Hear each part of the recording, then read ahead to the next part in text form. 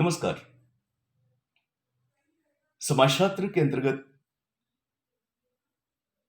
आज के व्याख्यान में जिस महत्वपूर्ण अवधारणा को मैं ले रहा हूं, उसका शीर्षक है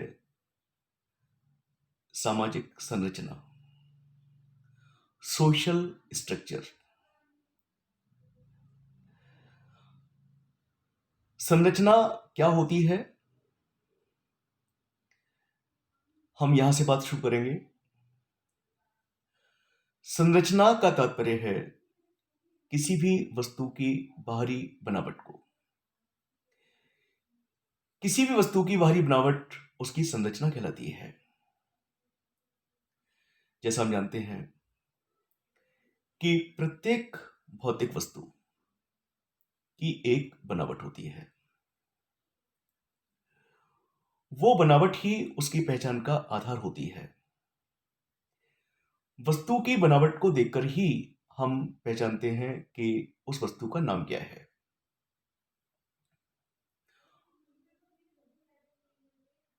तो इस प्रकार संरचना का सरल अर्थ है बाहरी बनावट। प्रत्येक वस्तु की संरचना होती है, बनावट होती है। उदाहरण के लिए कुर्सी, मेज, पंखा, टेलीविजन, कंप्यूटर, पत्रिका या और कोई भी चीज, सभी चीज अपनी बनावट के आधार पर पहचानी जाती हैं। मानव की भी संरचना होती है। मानव की पहचान या मानव शरीर की पहचान उसके शरीर के विभिन्न अंगों जैसे सिर के बाल, मस्तक, नाक, कान, मुंह, दांत, आंखें, गर्दन, हाथ, पैर, पेट, पीठ आदि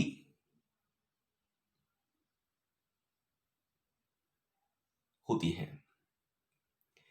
मानव शरीर के जितने भी अंग हैं वो मानवीय शारीरिक संरचना की इकाइयां हैं। इसी प्रकार मकान की भी बनावट होती है। मकान की भी एक संरचना होती है। बिल्डिंग की भी एक संरचना होती है। इससे पहले कि मैं सामाजिक संरचना के बारे में आपको बताऊं, हम समझें कि संरचना के क्या क्या तत्व हैं, कौन कौन से वो कंपोनेंट्स हैं, कौन कौन से वो एलिमेंट्स हैं, कौन कौन से वो तत्व हैं जो किसी संरचना का निर्माण करते हैं। सामाजिक संरचना का निर्माण एकाधिक इकाइयों से होता है। अर्थात किसी भी चीज की संरचना हो, प्रत्येक संरचना दो अथवा दो से अधिक इकाइयों के योग से निर्मित होती है। संरचना की प्रत्येक इकाई का उस संरचना में एक निश्चित स्थान होता है और प्रत्येक इकाई का एक निश्चित कार्य होता है। निश्चित स्थान होता है और निश्चित कार्य होता है। संरचना की सभी इकाइयां आंतरिक रूप से एक दूसरे से जुड़ी रहती हैं।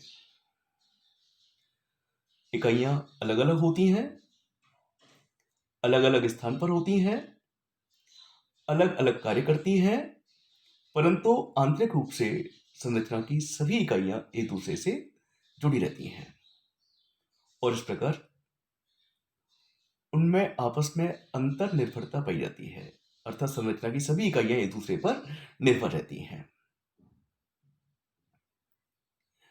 और संरचना की सभी इकाइयां अपने अपने कार्य को करते हुए, अपने स्थान पर रहकर अपने कार्य को करते हुए, दूसरी इकाइयों से अपने आप को अंतर संबंधित करते हुए संरचना का निर्माण करती हैं।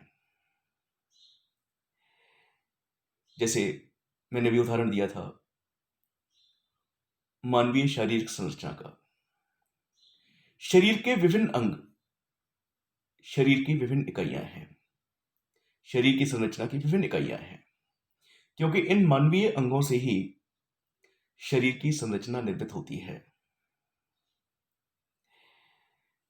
मस्तक अपनी जगह पर है, दिमाग अपनी जगह पर है, आंखें अपनी जगह पर हैं, कान अपनी जगह पर हैं, हाथ अपनी जगह पर हैं, पैर अपनी जगह पर हैं, मुंह अपनी जगह पर है, अर्थात शरीर का प्रत्येक अंग अपने अपने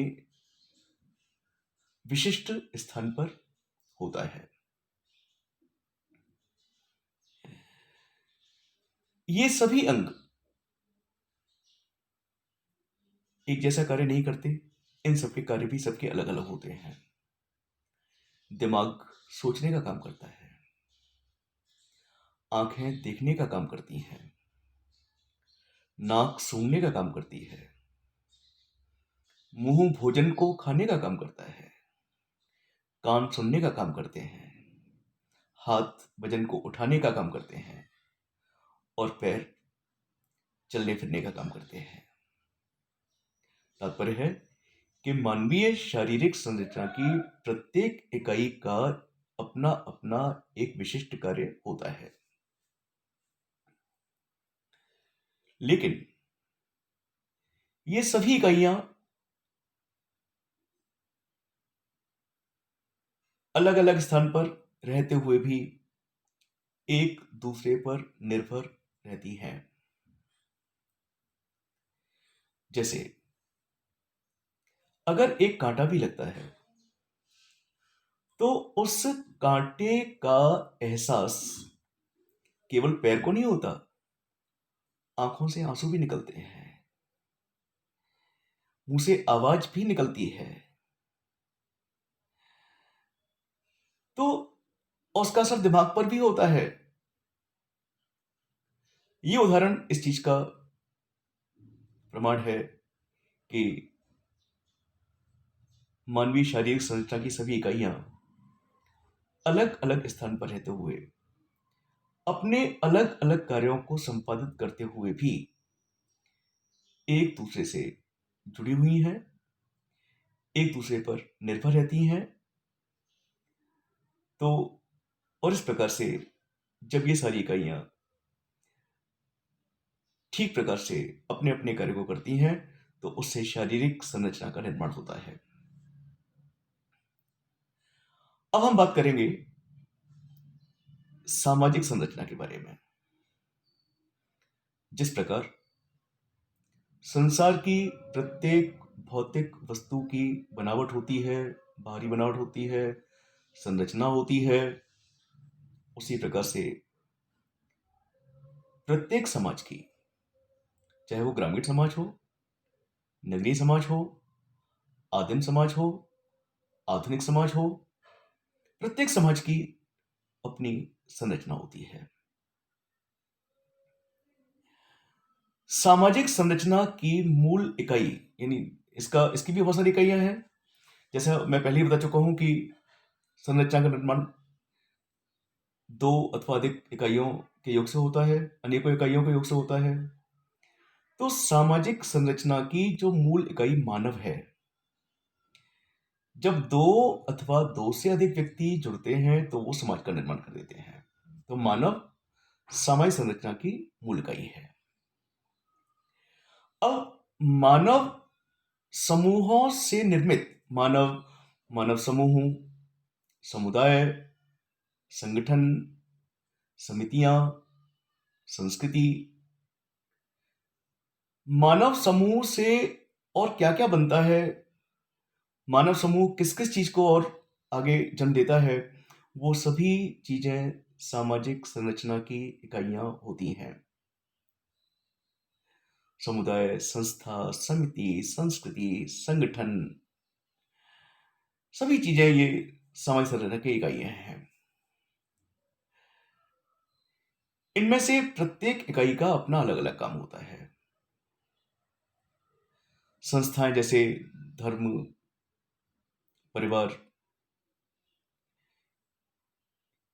ये अपना कार्य करती हैं, समाज को नियंत्रित करने का कार्य करती हैं, नियमों के समाज के लोगों के लिए नियम बनाती हैं, नियम निर्धारित करती हैं कि व्यक्ति को किस किस प्रकार से समाज में रहना है, किस किस नियम का पालन करना है।